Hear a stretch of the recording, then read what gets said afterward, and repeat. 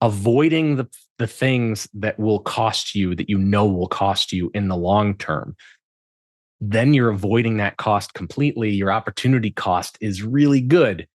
You put a cheap piece of junk in, you know is going to fail in 3 years. That's going to cost you money in 3 years. And are you going to have the NOI? I bet you there's a ton of operators right now wishing they had made better decisions 3 years ago so they could have an extra 6 figures, an extra 5 figures in that property coming in. Wouldn't it be nice to have an extra 6 figures in NOI coming in that you could predict, that you don't have to worry about? This is your daily real estate syndication show. I'm your host, Whitney Sewell. We're back again with our guest today, Andy McQuade. He is principal, right, at the ARM companies. You heard him yesterday, I hope anyway. He's going to come back today, and we're going to dive even further into this total cost of ownership method that he's come up with, which makes a ton of sense. Again, he's used some examples that are a little bit mind-blowing, right? You know, in thinking through, man, when I make this purchase, what is this really costing me over the life of this deal? You need to know that if you are an operator. We're all trying to increase our efficiencies and ultimately the income of the properties, right? And oftentimes we feel like we have problems that are just our own, that other people aren't having the same problems. More times than not, that's not the case. I know you heard that in yesterday's show with Andy. We're going to continue the conversation. We're going to learn more from his method, TCO method, and helping you to be more efficient and save those costs so you can improve the value of your property and ultimately do better by your investors, right? So, Andy, welcome back to the show. Thank you, Whitney. I appreciate it very much. Yeah. Let's do just that, Andy. Let's try, give us you started to do it in end of yesterday's segment and refresh us. What is TCO? And let's dive back into what that is, what that does for the operator exactly. Yeah, absolutely. So TCO is total cost of ownership, and it basically looks at everything for whatever you might be buying, from the cost of purchase to shipping it to where it needs to be, to installing it, using it, maintaining it, and eventually disposing of it. So it can include any of your MRO products, any of your rehab, CapEx materials. It can even include how you look at and purchase properties, but it's a little bit more top heavy on that because there's a lot of moving parts over the span of time that you might sit on a property, right? To get into it and try to calculate from day 1 to year 30 what the total cost is going to be is like looking in a crystal ball. But it doesn't have to be that exact. The point is to make your decisions based on delivering the highest value to your investors, to your business, to your company, to your property, to your tenants over time, as opposed to putting the Band-Aid on right now and hoping something doesn't go wrong later, right? So I always make that connection to deferred maintenance, where you can do the deferred maintenance thing and it'll increase your NOI for a little while, but whatever you deferred maintenance on is going to cost you a whole lot more later. It's the same kind of thing, but you're putting it into a different context. You were giving an example yesterday about the toilet example, right? We talked about the maintenance ban and some of that. Is there an example, maybe a few examples like that you could walk us through that would help really the listener to think this way, right? Because we don't, right? We just see the purchase of the toilet. We don't think about, like what you just said. I love how you broke that down. Really, the buying of the using it and the disposing it. The whole process of that. Help us think through that a little more. Yeah, absolutely. So there's a lot of examples, unfortunately. So the easiest, lowest hanging fruit one that I use for people who are not necessarily in that mindset yet is either the toilets or smoke detectors, right? So you've got 2 smoke detectors in most states. Some states like New York, where I am, you're stuck with just one. You get the 10-year sealed lithium. Maybe it's hardwired, maybe it's not, but you're stuck with the 10-year sealed lithium regardless. You can't buy a battery operated 9-volt AA in New York State. Haven't been able to for years. What you're not seeing is, well, there's 3 things with smoke detectors, but we're going to get into the big one. It's not the purchase price, right? You buy, it's not $5 anymore, but I use $5 because everybody thinks you buy a smoke detector, it's $5. You got to change batteries every year or every 6 months. And those are like $1. And it just is what it is. And it's a cost of doing business. Well, it doesn't really have to be. You can buy the battery operated one for $5, and then you're putting $1 or $2 worth of batteries in a year, but it's not the material cost that's killing you. It's the labor cost for your guys to do that. If you're scattered site, it's ridiculously expensive and it's a ridiculous amount of money. Some people will argue, well, I like having my guys in those units anyway because they can see what's going on. That's true, but you can do a property inspection anyway. And no matter what, your insurance company is going to hold you liable if that smoke detector isn't where it needs to be and isn't working because they took the batteries out, put them in their kids' toys or whatever they did. The batteries aren't working. They put a plastic bag over it. If that thing doesn't function, somebody gets hurt, you're going to own it whether you want to or not. It's your job to make sure they're there. So you have to build it for the lowest common denominator. The failure point is always people.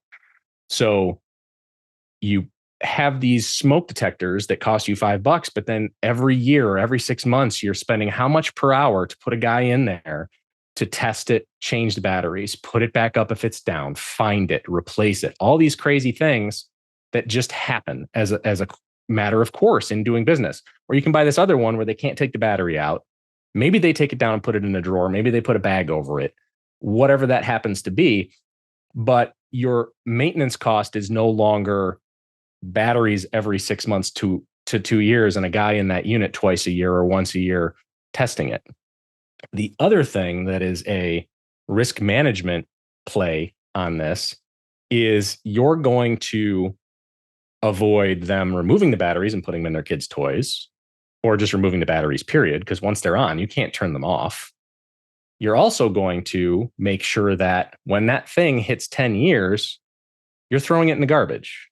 And well, why is that a good thing? Well, it's really simple. They stop working reliably at 10 years. The reason they beep when there's smoke is because of a radioactive isotope that detects the smoke. So when that radioactive isotope hits a half-life of whatever that happens to be, when it hits that 10-year point, they're not reliable anymore. So you've got a 50-50 chance or less that it's going to work in the case of a fire. There's a reason why there's a dispose of date on the back of every one of these or a manufacturer date that says once it hits 10 years past this, you need to throw it in the garbage. There's so many units still that I walk when I'm doing due diligence and I'll pull orange smoke detectors off the wall and they're from like 1996, 1982. They haven't worked reliably in probably decades, but they're still there and people are still pushing the button and they still beep. Well, yeah, because the button works, the speaker works, and the battery's working. That's the only reason it beeps, guys. If there's a fire, it's not going off. Yeah. Nobody realizes that. So there's a bunch of things there, but the reality is you're going to spend more over the 10 years that smoke detector is alive, assuming you're throwing it away after 10 years. You're going to spend more changing batteries and putting a guy in that unit every 6 months or a year, whatever, it doesn't matter. Think about how much per hour you pay your guys. Total comp, not looking, and this is what I briefly mentioned yesterday, process costing, right? So your process cost to put that guy in there has to include his total comp, his unemployment insurance, his Social Security that you're putting 7% towards, all of the benefits you give him, 401k match, all of that stuff. Does he have a truck? Does he have tools? Does he have a laptop? Do you give him a phone, an iPad? All that stuff goes into his total comp. It goes into his calculation, how you should be looking at what that process costs you. By the time it's all said and done, you're paying somebody or the company is paying maybe $100 for him to go into that unit and push that button and change those batteries. Is it worth just putting the thing in there you don't really have to worry about that starts beeping like crazy when it's time to go in the garbage? Because I guarantee you the $12 to $15 10-year sealed smoke detector is going to cost you less in the long run because 100% of the time it's true. No doubt about it. That's a great example right there. It's just like the toilet or the smoke detector. It's what does that maintenance man's time cost you? And think about it, you got 200 units, right? You said two per unit. I was even thinking on the outside of the cost of the maintenance man, but just the interruption to the tenant as well. Right. And now we're including our staff, our office staff, right? Having to connect with the tenants, every one of the 200 tenants to say, hey, our maintenance men are coming around. Well, now they can't get in the unit, or now we got to come back again tomorrow, or right, all that back and forth that you are paying your staff for, that they're having to get done. Right. It is important. But that maybe there's a better way, right? By spending $5 or $7 more or whatever it is in the very beginning that you wouldn't think of. And I was thinking about, you mentioned in the last segment too, or you briefly mentioned, I was going to let you elaborate now too on just improving efficiencies, right? And that's a major efficiency that's improved right there. Your maintenance men can then focus on bigger things. Your office staff's focused on bigger things, more important things, right? Any other ways that this is helping improve efficiencies that maybe we hadn't talked about, Andy?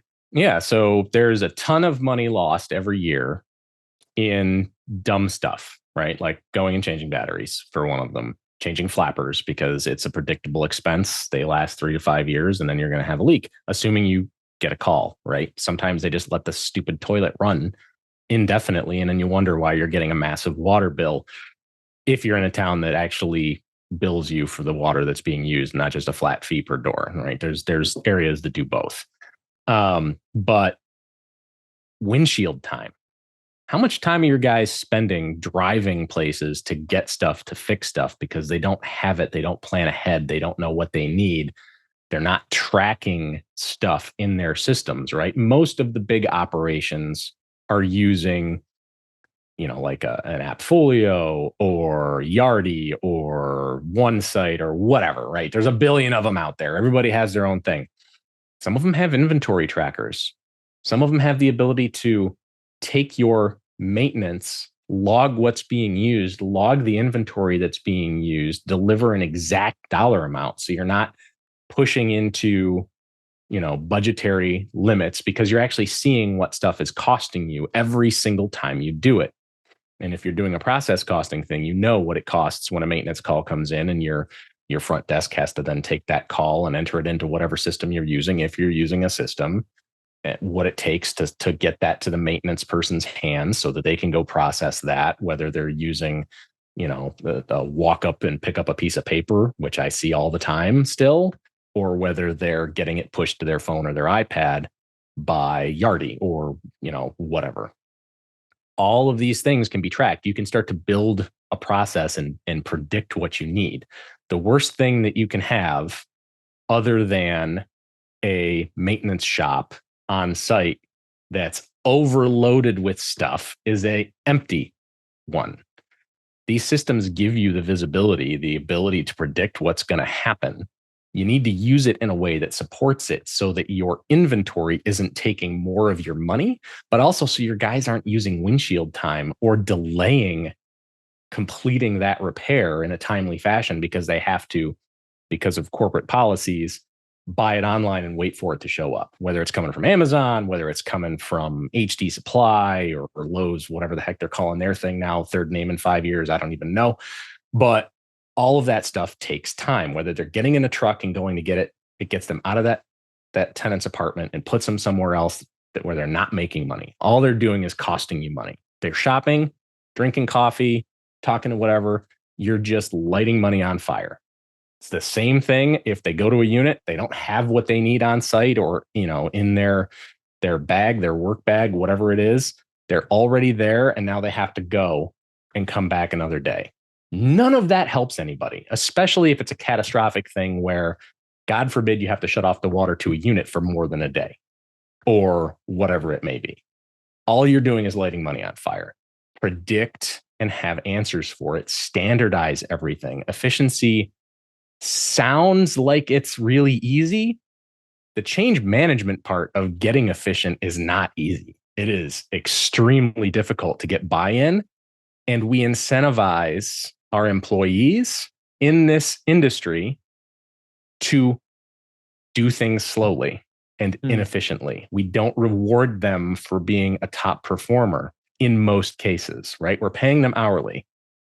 We don't hold them accountable necessarily outside of there is no carrot. It's just the stick. Like if they don't complete something, right, their time to repair is too long based on whatever magic number you've come up with, they get the stick. But what's the carrot? How are you incentivizing them to excel? What are you doing for them that's going to make them want to do things efficiently? And that's where the change management thing always falls apart. Is we want them to be more efficient. We want them to do things the right way. We want to standardize and minimize costs, but we don't build the system at the level it needs to account for the people that are actually responsible for executing that.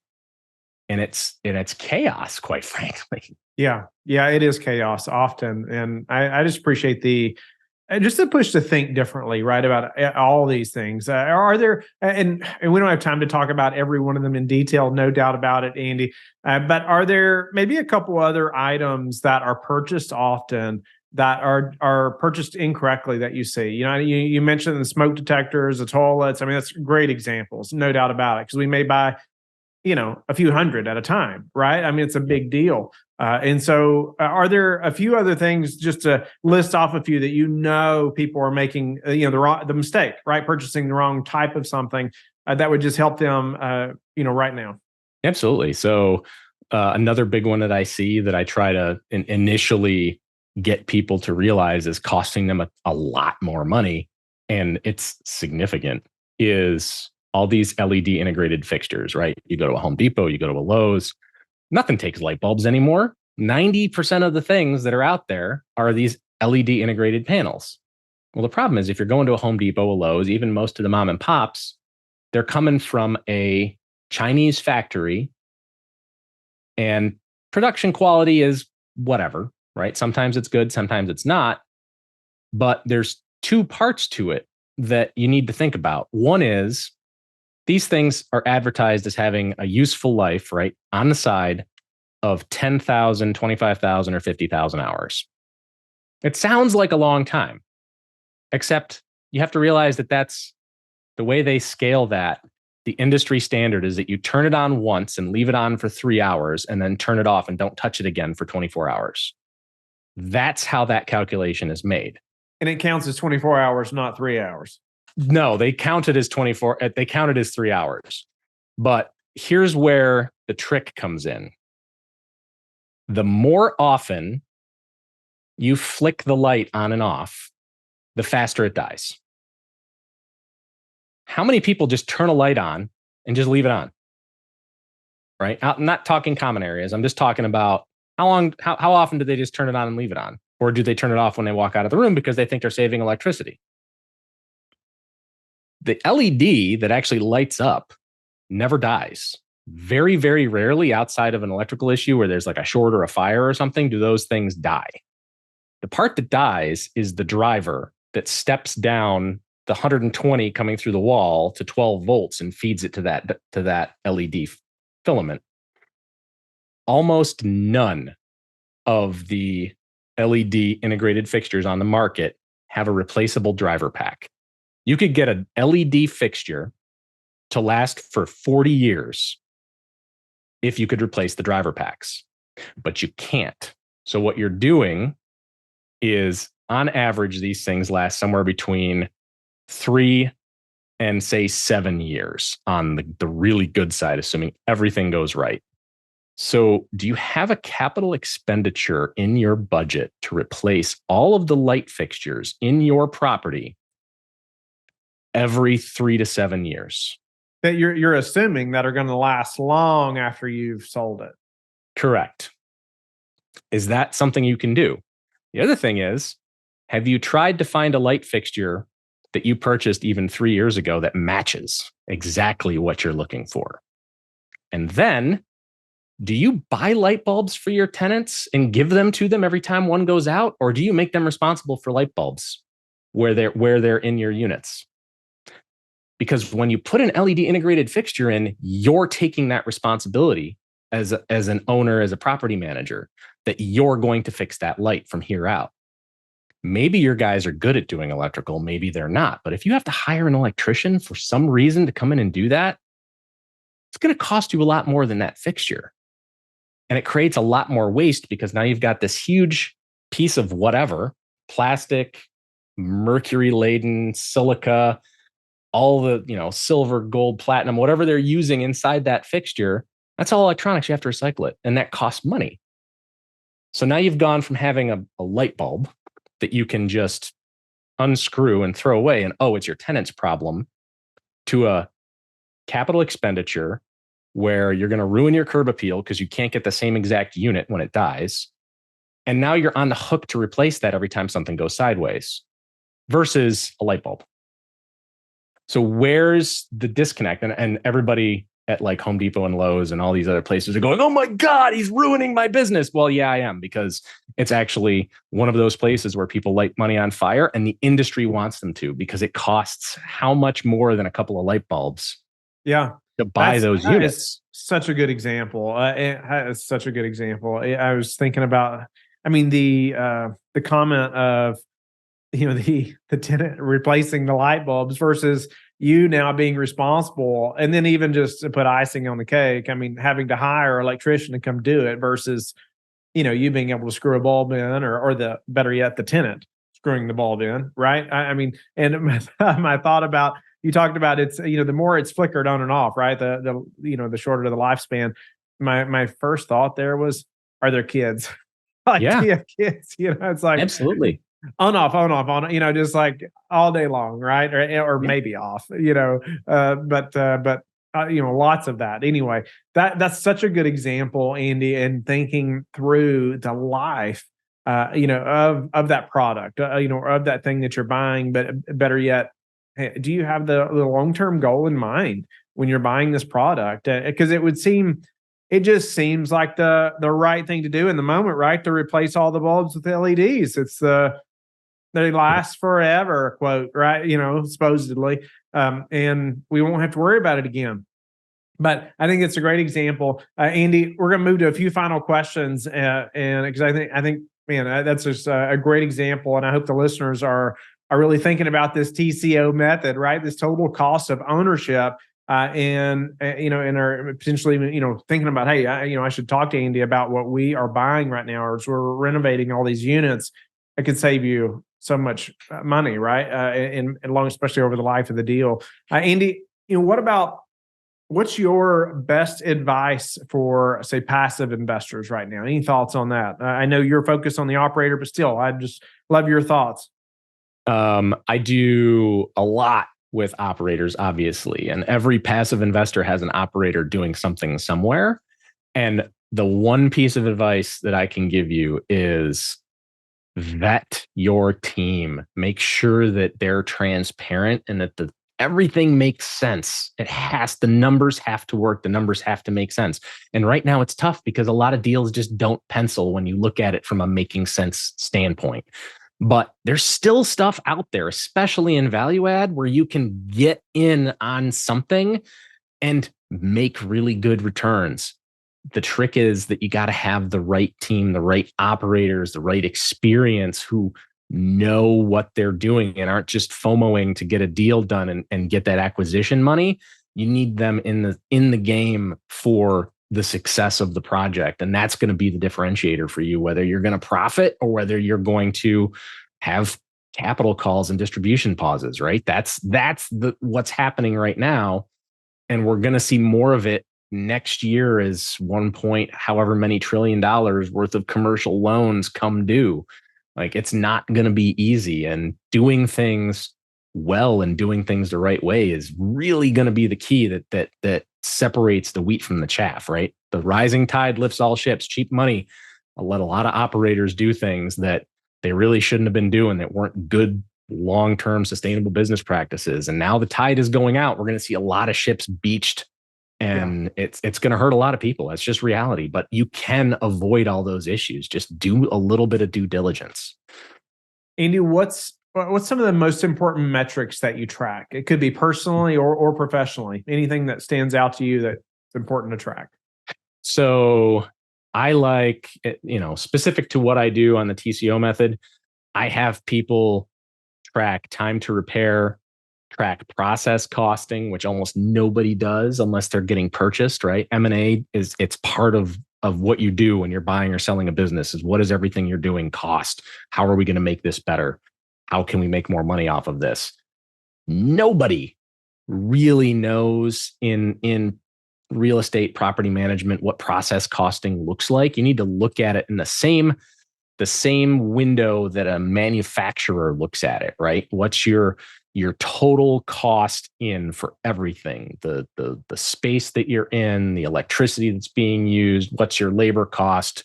Not just what are you paying them hourly, what's their total comp look like? What is all the equipment and stuff to support those people costing you? and then put a price on it for what that person does, and then include opportunity cost. Opportunity cost is half of the TCO method because it's not always about the cheapest price today. It's about what costs are you going to avoid in the future because of changing what you do. Yeah. Right. It's easy to go to your vendor and get better terms, get better pricing, get better service. It's really hard to go to your vendor and get a guarantee of what they're going to do for you 6 months, a year, 2 years from now from a price standpoint, because they're not willing to lock that in and commit. So how do you predict that? Well, you predict that by avoiding the things that will cost you, that you know will cost you in the long term. Then you're avoiding that cost completely. Your opportunity cost is really good. You put a cheap piece of junk in, you know is going to fail in 3 years. That's going to cost you money in 3 years. And are you going to have the NOI? I bet you there's a ton of operators right now wishing they had made better decisions 3 years ago so they could have an extra 6 figures, an extra 5 figures in that property coming in that they wouldn't have actually had in their NOI otherwise. I mean, when you can get an insurance increase that just evaporates millions of dollars in value from your portfolio out of nowhere overnight, wouldn't it be nice to have an extra 6 figures in NOI coming in that you could predict that you don't have to worry about? If you had thought about it 3 years ago, right? Or 2 years ago, right? Instead of it going out right now to replace all those light bulbs or toilets or whatever. Andy, what would you say is the number one thing that's contributed to your success? My ADHD. I hate to say it that way, but it's true. Being able to hyper focus and just absorb a lot of information